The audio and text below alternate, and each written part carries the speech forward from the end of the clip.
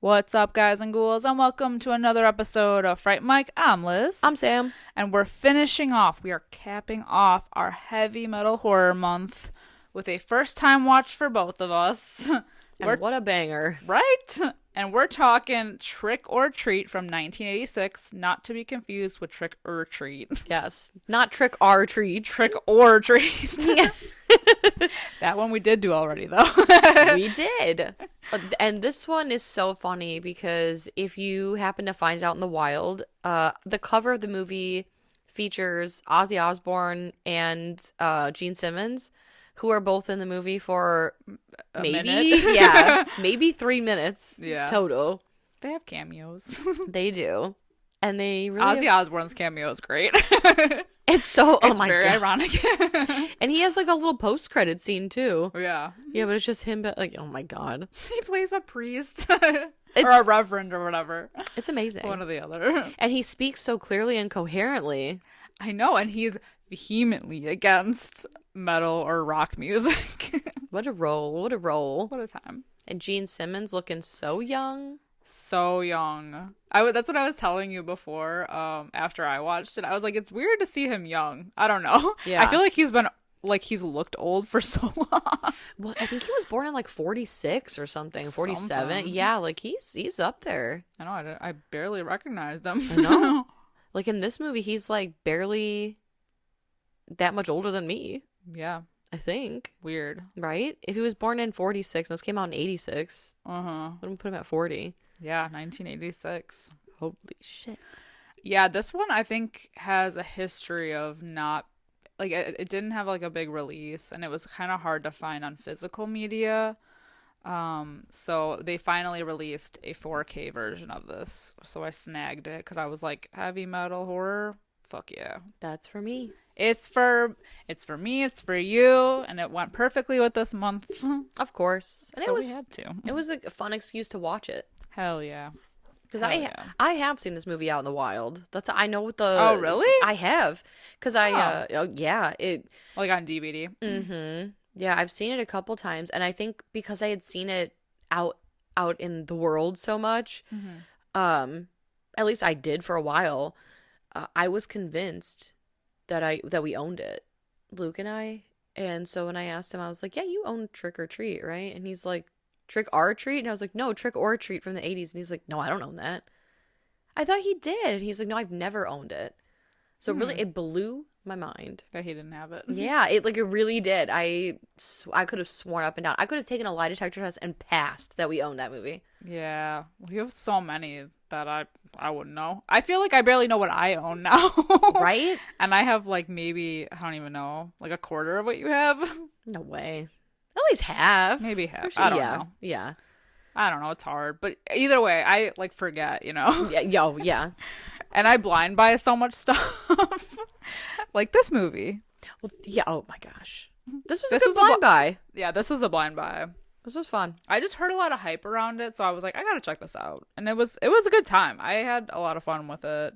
And let's just go over the scores real quick. So 5.9 out of 10 on IMDb. But 70% on Rotten Tomatoes, so pretty high. Yeah, that's pretty decent. Yeah.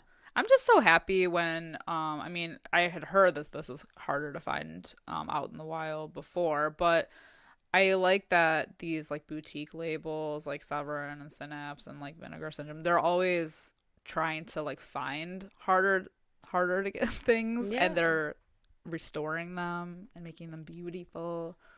And I don't know, that makes me happy. Yeah. I love lost media. Me too. There's so much lost media out there. Mm-hmm. And I hope one day we can resurrect more of it. Hell yeah. Yeah, because I mean, honestly, this is fun. It was a good time. Yeah. It's nothing too serious. It's whatever. But I do like, I mean, it's for being a movie from 86, that's not really, like, you know, like it wasn't received well at first. I thought watching it now in, what is this, 2025? I was like, oh, it's like It's a fun 80s movie. It doesn't feel bad. No, and that's why it's like a shame that for a long time it was kind of lost. Like nobody would have ever not nobody, but like a lot of people probably wouldn't have heard about it if it hadn't been restored. So It's really nice that it's kind of getting like a following again, like a cult following. Right. So that's cool. And that's like another reason why I like when they restore these things and find them. Because it gives them like another life, A second life. Yeah. And honestly, so like our main character, Eddie, aka Ragman, is like probably like the most perfect depiction of like a metalhead in school who's been like so outcasted by people. Like the kids in this movie are dicks. They're mean. Ugh. But I kind of like him anyway. I don't know why that's so fucked up. But like, I feel like that blonde kid is like a believable bully. Like that's what I'm saying. It's all like really accurate depictions of like high school kids. Yeah, like ragging on people. It's not so like over the top cheesy. Like I don't know. Like especially there's like a scene with the pool party where Eddie shows up and the main bully. I can't remember his name now. What is it? Tim or something? I don't know. Yeah, Tim. He sees Eddie at the party and he just goes, "The fuck are you doing here?" Like it's so easy and it feels so real. Like versus some of these 80s movies. I was gonna say compared to some of the 80s movies. Yeah, they're so cheesy. It's like, oh god. Yeah, like I believe that this is a real high school, and while they might look a little older, I feel like that's definitely a lot better compared to some of these where they look like they're 40. Yeah. Like, Grease will forever be so offensive for that. Christine. Oh my god, I know. We've talked about it before, but like, yeah, I mean, this was like the most believable depiction, I think. Especially Eddie, who's so obsessed with this he's like I don't want to say local rock star, but he's from their hometown. Sammy, what is it, Kerr? Sammy Kerr. And he's obsessed with him to the point where he loses his mind when you find out via like the like a news story that he died. I think it was like in a hotel fire or something like that.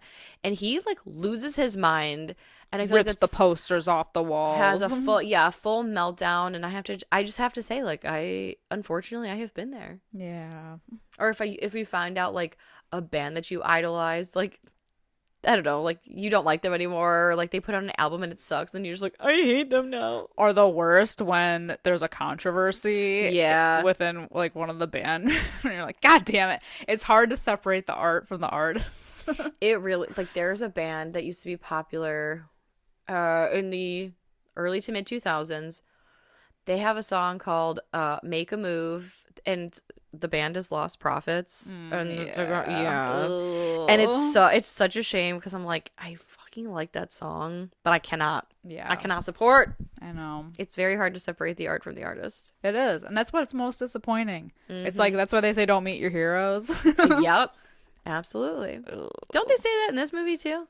He says maybe don't meet your idols because they could hurt you or something. Yeah, they could disappoint you. Yeah, for sure. I believe that. Yeah, Sammy Kerr says that to him. I still want to. Oh yeah, I want to meet everybody because I feel like we would get along. That's the thing. I think we always say that we're like, we would like be friends with this person. Yeah, like, I can't even tell you, especially people like on TikTok. Yes, you like, just pick up on a vibe. We vibe. Mm-hmm. But it's cool. I can sense my freak matching another person's freak. Yeah. You know, you're my kind of weird, you know. Yeah, like what is it? What's that cheesy like calls to like? Yes. But it's true. It is true. Yeah, but yeah, basically the whole beginning of the movie is like we find out Sammy Kerr is dead at 38, and we see Eddie being bullied by, I don't know. To me, I know they're not surfers, but they're like a bunch of like blonde, tan, popular boys. Yeah, they're like not the weightlifting guy. I don't know. Kind of like that though. Like they're like bros. Yeah, they're like the gym bros. They remind me of like Fast Times at Ridgemont High, Spicoli and crew, but if they weren't stoners. Yeah. You know? Like blonde, tan, muscled. Yeah. But, you know, whatever. But he does have a friend. He has Roger. And he has his DJ friend, Nuke. Played by Gene Simmons. By Gene Simmons. Who gives him an album. I feel like what was Gene Simmons doing here? Like, I wanted to be like, I hope this paycheck was worth it. I think originally they approached him to play Sammy Kerr, but he was like, no. I don't know. I can't remember what the reason was, but I think they approached him initially, but he was like, oh, I'll make a cameo or whatever. Okay. So that's why he's like, I actually thought he was going to be in it more, but after that, I was like, oh, okay, so we're done with him. I like the little cameo. Yeah, it was fun. But it's just, yeah, it's so funny, his like role of being like, and I also can't tell because he says something about going to the same high school as Eddie, and same thing with Sammy. Like, they're all like local people, but it's just like Gene Simmons is so much older than Eddie. I know. But the way that they were talking, I'm like, I think maybe I'm wrong. Maybe I imagined it, but I swear he said something like, one of his lines was like, oh yeah, like, and I didn't graduate that long ago, so it's weird that they're still doing this. And I'm like, you look 40. Like, you look like you could be his dad's friend. I assumed, and I think this is, I don't know if this is what you meant, is like that he also graduated with Sammy. Like, they were like in school together, because doesn't he say something? Nuke and Sammy? Oh, maybe that's, I misinterpreted it, because I was like, how did y'all go to high school at the same time? Well, he made it sound like he knew him, because when they're at the radio station, and he's Eddie's like really upset still, and he's like, well, you don't know, man, he was like a really angry person. Okay. So it made it sound like he knew him, like from school maybe, or like, I don't know. It makes sense. Like, I would buy that Nuke and Sammy went to high school together, and they just happened to go to the same high school that Eddie now goes to. Yeah. I think I wasn't putting that together, because I also did watch this very late at night. No, it's fine. Yeah, so that makes sense. I don't know for sure if that's what it is, but I just assumed that it's just because the way he was talking about him. So I was like, well, maybe they know. I think you're correct. Kind of like, he was like, oh, don't miss him too much, because he was kind of a piece of shit. Yeah, a lot of issues, man. That vibe. But despite all of that, Nuke, he has the last will and testament, basically. It's like the last record that Sammy ever recorded. And it's called, what is it? Songs in the Key of Death. Infant Sorrow. I was going to say, I feel like that album name has come up, like, even in this month. I just feel like it's always like Songs in the Key of Death. They're like the death song, the Death Note. Yeah. Not to be confused with Death Note. Death Note. The journal. Or Death Clock. Oh, wait. We should Stop. We should have done Metalocalypse this month. Metalocalypse month. Yes. Whoa. A whole month. I mean, we still can. Part 2. Right? It's not too late. Part 2. But yeah, he's like, this was his last album ever recorded, and I feel like he'd want you to have it. And even though he didn't know you. Yeah, even though he didn't know you, but he'd want you to have this. And he's like, well, because Nuke also mentions how he's going to play it at midnight on Halloween, which again, like, midnight on Halloween, meaning like midnight on the 31st, or like the 31st when it turns midnight to like the 1st. I would say 30th. Midnight on the 3rd. Midnight like when someone says 31st. like midnight on Halloween, I just feel like you wait up until midnight on actual Halloween. To be November 1st. To be November 1st, yeah, but it's like for some reason. My brain hurts. I know, right? I always wonder about that. The same thing I would say 11:59 on the 30th. Right? That's when I would play it. Okay. See, now I would do 11:59 on the 31st. Because it's... I mean, I celebrate Halloween all year round. Right. This is just that thing of like... oh, yeah. What was that movie that we just... Deathgasm? Mm-hmm. Where they're like, wait, 3:33... Is that accounting for like daylight savings time? And what part of the world is that? Was that Deathgasm? Yeah. Yeah, where like the soul, the demons are gonna... It's true. Like, what do you consider midnight on Halloween? I don't know, because we're also the same people that are like, it's not tomorrow until I wake up. Exactly. Even if I go to bed at 1 o'clock in the morning, it's still the same day. Yeah, until I close my eyes and reboot, it's still today. Yeah. So who in my brain. Yeah. But anyway, so Eddie's like, well, don't you need this to play on Halloween at midnight? And he says, no worries. I have the double reel tape. Like, it's all good. He has like quite the sound system too. I mean, he is a radio DJ. Yeah. No, I mean Eddie in his room. Oh, yeah, he's got the tower. He's got the power tower. He's got a whole setup. Yeah. Very like an equalizer and a subwoofer and what is it, like amps, receiver. speakers, Mm-hmm. all the things. What am I trying to say? An unholy setup. Yeah. That's what it is. Enjoy the podcast, like what you hear, and you want to hear more? Well, you're in luck. We have a Patreon. That's right. If you don't know, we talk about new movies on our Patreon. We do monthly rewinds so that way you can find out what we are watching between our main episodes. Sometimes we craft spooky cocktails to match our theme of the month, and watch parties galore. So much fun over there. Head over to patreon.com/Fright Mic podcast to check that out. Again, if you want to hang out with us a little bit more, then support us over on patreon.com/Fright Mic podcast. And we'll love you forever. Okay, bye. So then there's that pool party because even though Eddie gets bullied, there's a girl named Leslie who is nice. She's like popular, but she's nice to him, and she tries to like make up for everybody else being awful to him. And they literally take a picture of him naked after they rip the towel off of him in gym class. Yeah. So she gives him the gives picture, him the picture back, which is nice. But she's like, "You should come to the pool party," which is at the school. Yeah, whose parent has the keys to the school like that? Yeah. What's up with that? They're just because like people are topless at this pool party. Yeah. And it's in the school. Which is so funny because Luke was like, who's showing boobs in high school? And I said, I knew so many people. Everybody. Yeah. But I guess I was going to high school in the mid to late 2000s. The thoughtiest time to be alive. The thoughtiest? Yes. That was low-rise jeans, Paris Hilton, everybody's super the tan. thong above the the whale tail. Everybody's wombs were out because of how high the shirts were and how low the pants were. Hell yeah. I just think of Tara Reid low-rise pants. Like basically your entire womb is out. Yeah. Like if your hips yes, if were you're not like if they were not visible, they were not low enough. Exactly. Like the zipper had 3 teeth. You know, like barely hanging on there. Barely hanging on. Your butt crack was one wind away, you know, like yeah. You couldn't sit. you had to just like plank in your seat. Yeah.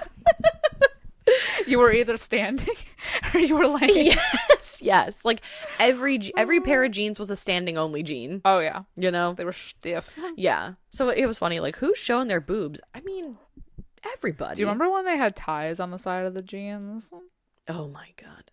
I'll do you one better. I had ties on the front of my jeans like Britney Spears. Hell yeah. And then they had the what do they call it? Like the flowy. Mm-hmm. They call them peasant tops, but like the the extra large sleeves.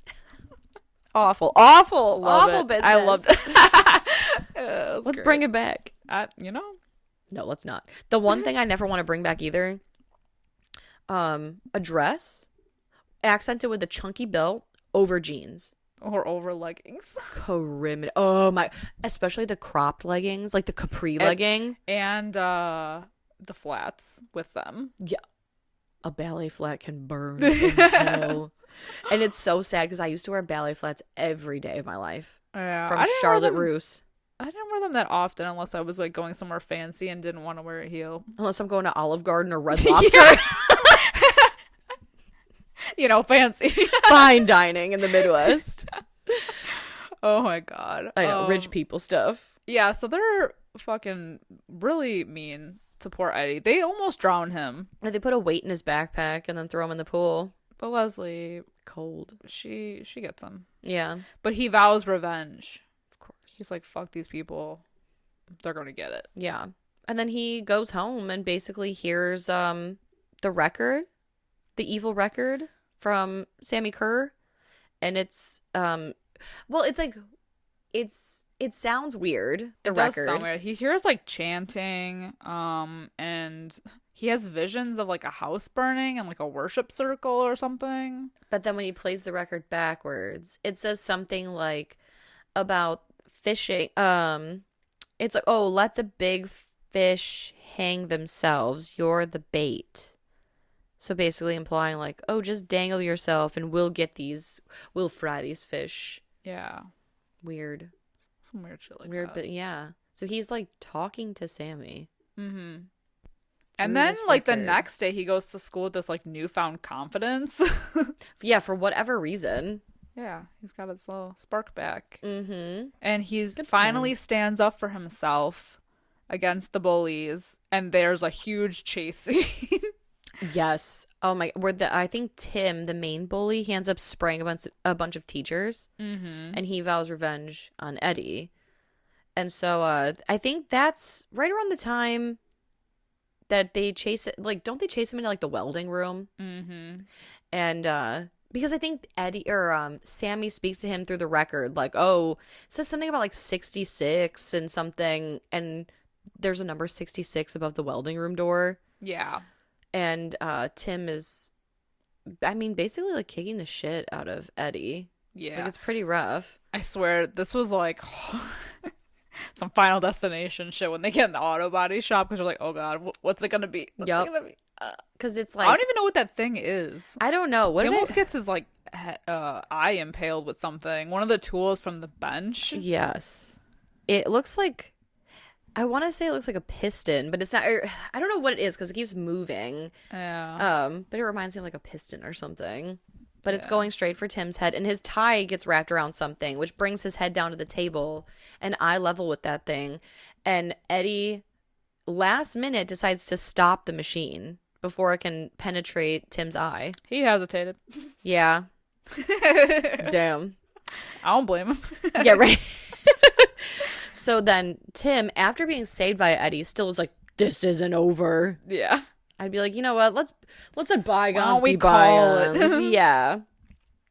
So then Eddie decides that he's going to record the record onto a blank cassette tape and plays it in like the fastest speed possible. Mm-hmm. So I don't know. I've never recorded a record onto a tape. I didn't know that you could do that. I didn't either. I used to just back in the day, I used to record songs from the radio onto a cassette tape. Mm-hmm.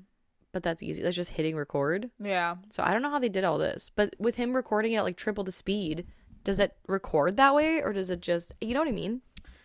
Do I sound Yeah. stupid? No, I'm just trying to I'm trying to think of how it would work. I guess because I didn't even know you could do it, so I don't even know how Right. it would be possible. Like, does it record the album sounding like the Chipmunks?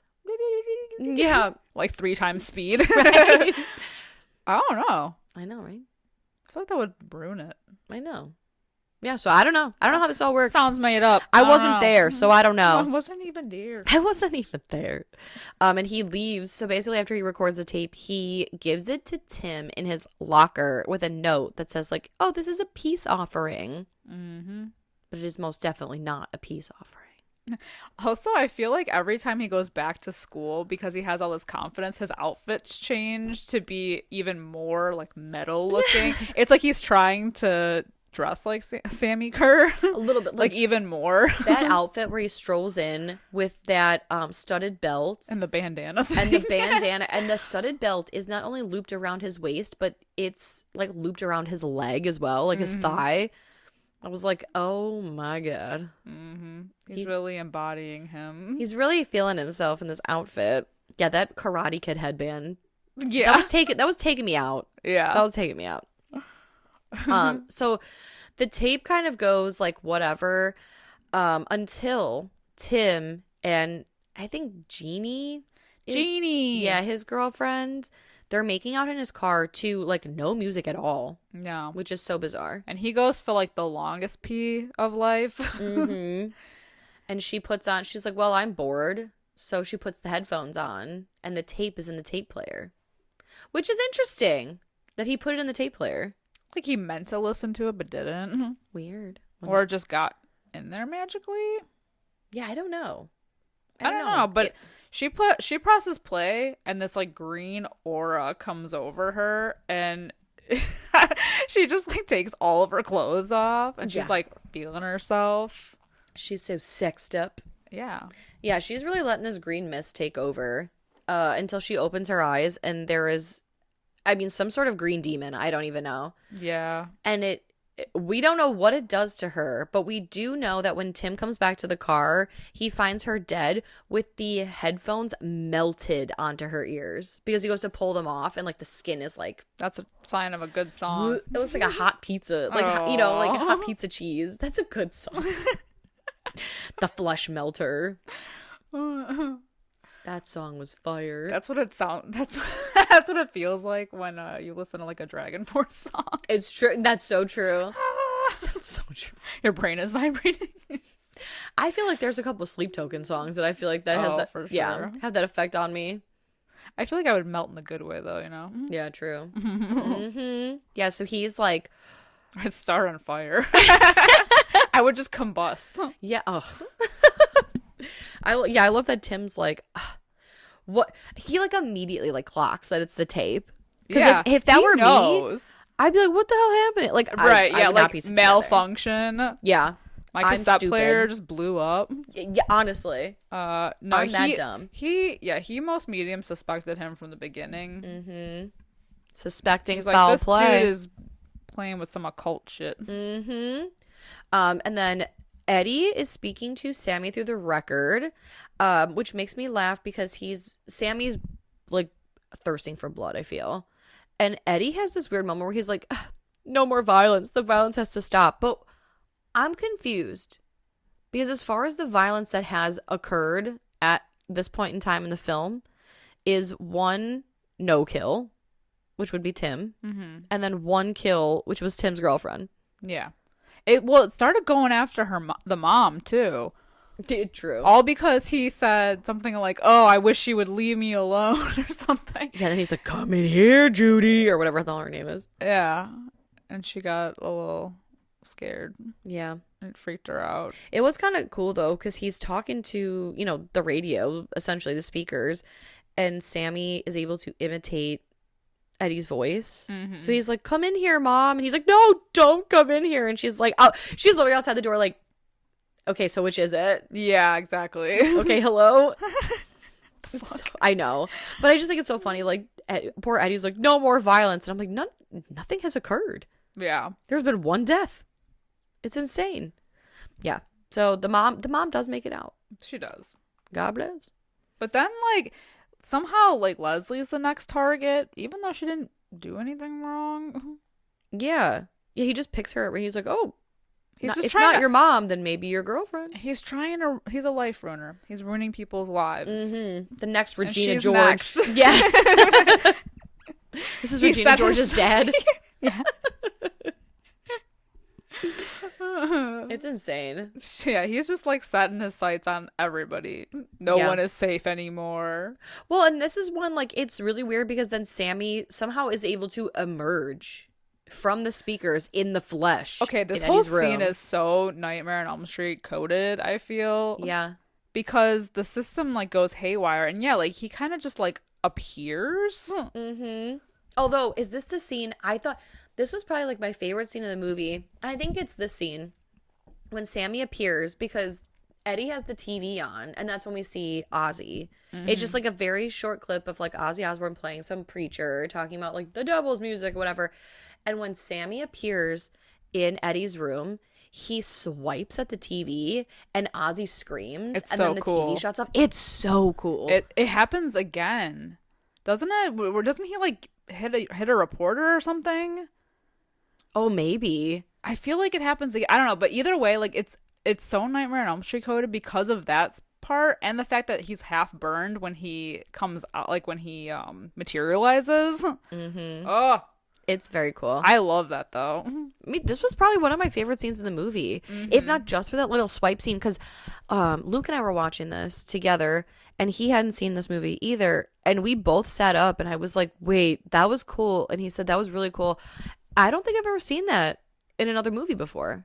Like that same like effect. Other than Scary Movie 3. Well, yeah. Other than that, but like just that cool like I don't know. Like it was so quick, so cool. Yeah. I swear, I thought he did it again at some point. You could be right. I don't, or I could have totally made it up in my brain. Yeah, but it was such a like quick thing that was really cool. And it just confirmed like that this is actually like happening. Like you know, like it's not just Eddie. You know. losing it Over the It's death the of fact his that hero. he's physically materializing and able to do stuff like that. Uh-huh. Manipulate things. Mm-hmm. That was like the best scene, I think. I know. But then he like, I don't know, he smashes Eddie's stereo, I think, and then like disappears. Yeah. Like it was all like, it was a cool scene, but at the end I'm like, well, what was all that? What was that for? Just to show that like he can materialize himself? That he's like I think powerful? he was just showing off. He's showing off. Yeah, that's fair. He's for show. Yeah. And like any stereotypical high school movie from the 80s, 90s, and even maybe early 2000s, there is some Halloween dance happening at the school. It's a Halloween movie. I have never, not once, at any of my schools, been thrown a Halloween dance. No. We used to have Halloween parties in like first and second grade where we go trick-or-treating class to class, and that's where it ended. Yeah. You know? I never had like a costume thing. No. They didn't like us that much No. when I was in school. I think they made us run the mile. Or Oh, the Halloween mile? or, yeah, whatever they called it. Yeah, or was it not a 5K, but you know, like a... Yeah, like, it was long. Yeah, it was something where you got a stupid-ass ribbon at the end. Like, good job. We got popsicle sticks that they threw into a raffle, so I don't even think we got a ribbon. Oh, damn. We all got We weren't participation guaranteed to ribbons. win anything. Shit. What the hell was that called? Like the Boo Run or something? Yeah, something like I that. don't remember. Why'd they make us run so much? I don't know. Probably to keep us from gaining weight. Healthy children. A lot of energy. Yeah, but then they'd feed us like pixie sticks. Go run the 10K kid. Yeah. They'd put like pixie sticks in Mountain Dew and be like, here you go. Playing traffic. Yeah, exactly. Here you go, is your juice.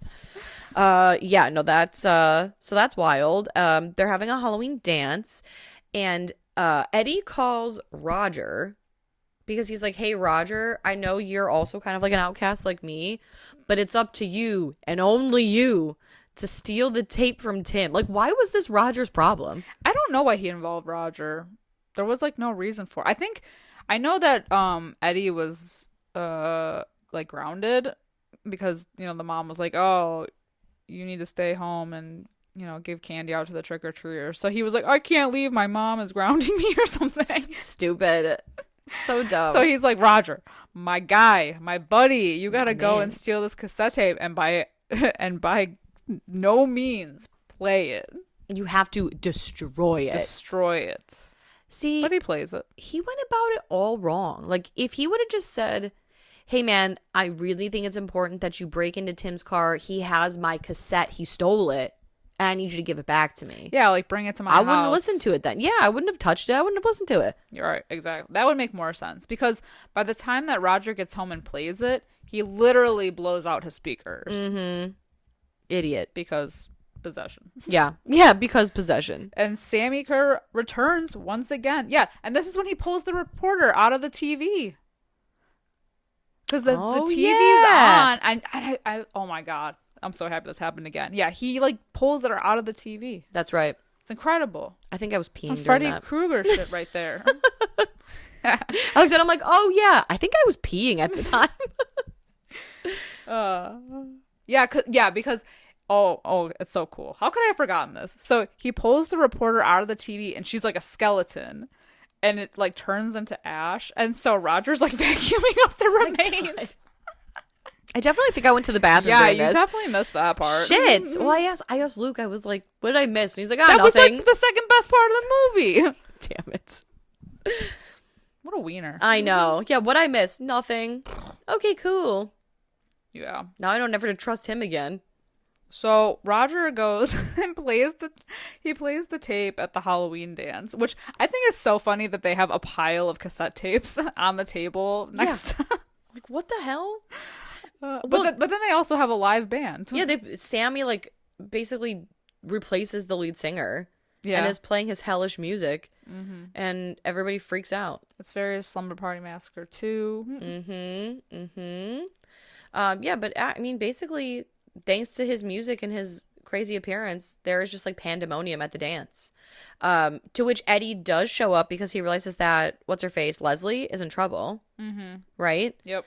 And Roger, I guess, kind of redeems himself because he buys him time to like get them out of there. Yeah, and I think it's funny when we're shown clips of like the band performing, and Sammy Kerr is like shooting lasers out of the guitar. Yes. And he's hitting kids, and they're basically turning into like skeletons and exploding. It's very Mars Attacks. Yes, for sure. Love it.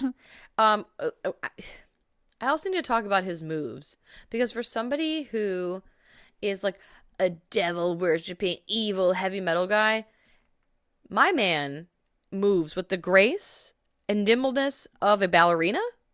The leaps, the twirls, graceful, Yeah. delicate, yeah, beautiful. The pirouettes that I saw, the jetés across the stage.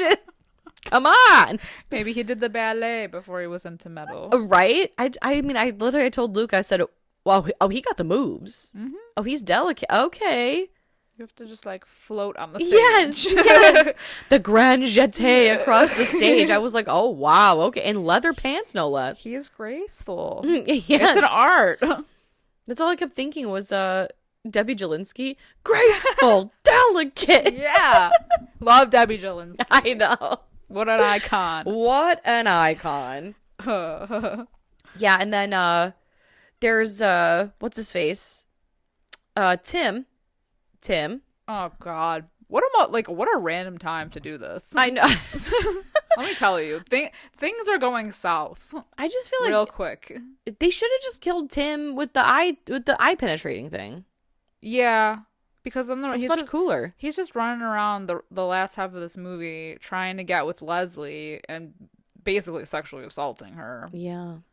Yeah, so he had to go. Yeah, and he does. Yeah. I just feel like his death was just like, eh. Yeah, I think the eye thing would have been cooler. I agree. Come on. Like, you're going to set that whole scene up and then not do anything with it? That's such a bummer. Yeah, because he just gets electrocuted. Yeah, like, lame. Please. He does explode. But still, I need to see an eye squirting. You know? Oh, nice and juicy. Don't give me the promise of an eye exploding and then take it away. Oh. Eye trauma. So much eye trauma. I'm trying to think of what's worse, because every time I see like a nail and then a foot, that makes me just Yeah, that, or like a nail getting bent backwards, like someone like clawing at something. no, No, I know what you're saying. Yeah. Well, both are bad. Honestly, like sitting through Black Swan the first time with all the nail and the skin picking. I've seen someone's head get chopped off at that point. Like, because that's like, to me, not as bad. It's the small things, you know? Yeah. It's like the killing 101. Like, getting my head chopped off, like, that's pretty quick. But a nail like through the whatever. foot? Yeah. Oh.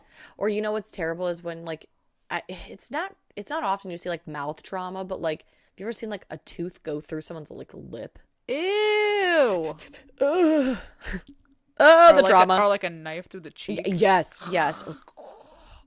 My God, I don't know what it is about that. Like, anything, like, you get your legs cut off. It's like a big whoop. But, like, if you take my toe and you bend every single nail back. God. Or like fucked up fingers. It's It's like you feel it, man. You feel it. Oh. I hate it. For some reason, that's more relatable than getting your head chopped off. Yeah. Because, like, okay, I got my head chopped off. Because that's more likely to big happen. whoop. Right. Like dislocating something. Ugh. And it's quick. Like, getting your head chopped off, I'm sorry, it's quick. Like it's done. Yeah. It feels so, impersonal. That's medieval. That's why I feel like an axe, such a personal, horrid weapon. Because it's not few always good a swings. clean cut. That's right. Oh. It's personal. Oh, I hate that. It's I very hate it. blunt and aggressive. Yes. And you would feel it through your whole body. I hate it. Yeah. You'd be conscious for a while. Yes. Yeah. So anyway, back to I don't know how we got here. I don't He even- got electrocuted. And Oh yeah, I said it was a exploded. bummer. He was only electrocuted.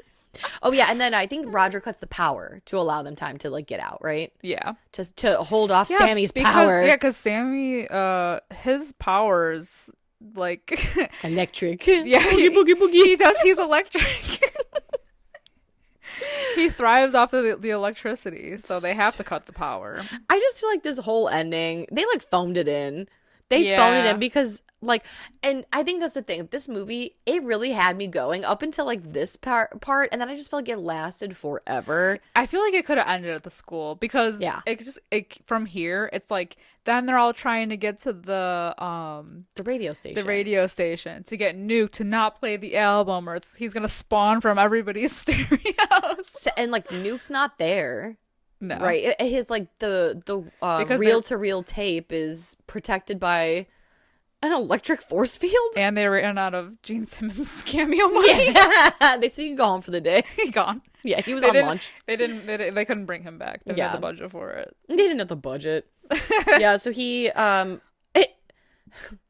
Eddie, being the white knight, of course, he goes, "Hey, Leslie, I have an idea. In order to save you, why don't you just go ahead and count to 50 in this dark field in the middle of nowhere? And I'm going to leave you?" And I'm going to leave you. As Sammy Kerr is spawning out of random people's stereos and jumping out windows like Jason Voorhees. Yes. And she's like, "I don't like this, but 1 Mississippi, 2 Mississippi." Yes, like a dumbass. You idiot. I know. And then, I mean, thank God this all worked out the way Eddie planned, because he steals a cop car.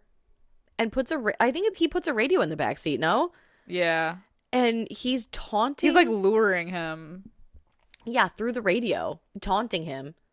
Like, "Yeah, I bet you won't come to the backseat of this cop car. It'd be so bad if you came and tried to get me." Like, it's like stupid. Like, "You're a pussy." Yeah.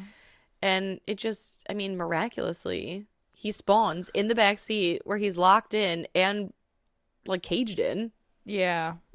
But I feel like that wouldn't kill him, no? Well, not for real. I mean, if he's able to spawn out of anything that has an electric current, why couldn't he just, like, teleport out of there? Right. Like, get sucked back into the radio. Right.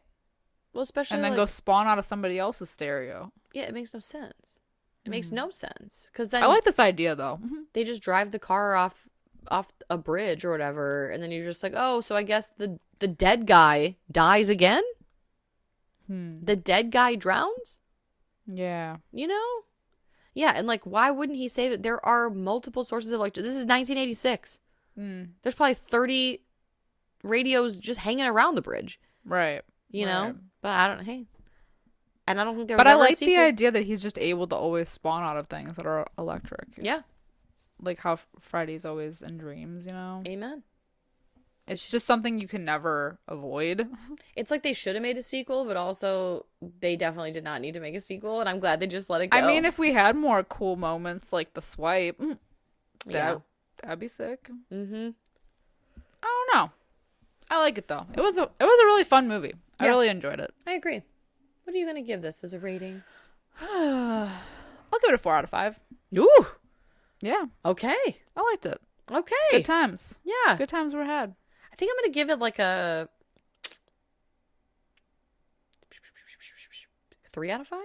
3 out of 5.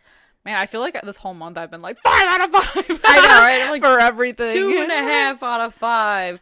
I want to give this like a 2.75 out of 5, but I did laugh a lot, and that, I mean, there's a couple cool things in this, so I think 3 out of 5 because it's entertaining as hell. I think it's entertaining. There were really cool moments in it that reminded me of like other movies, obviously, but also just like the relatability factor for me. Because I mean, there's just so many like 80s movies in a high school, and you're like, okay, come on. Yeah. Come on. Yeah. But this was fun. It was fun. I'm glad we got to watch it. Yeah, I enjoyed it. So let us know if you guys have seen Trick or Treat. Hit us up in our Discord at Fright Mic Podcast, and go ahead and follow us on all social media, also at Fright Mic Podcast. And if you have a few minutes after the show and you want to give us a 5-star rating and review, we would really appreciate that. Do it. Do it. And until next time, I'm Liz. I'm Sam. Rest in peace.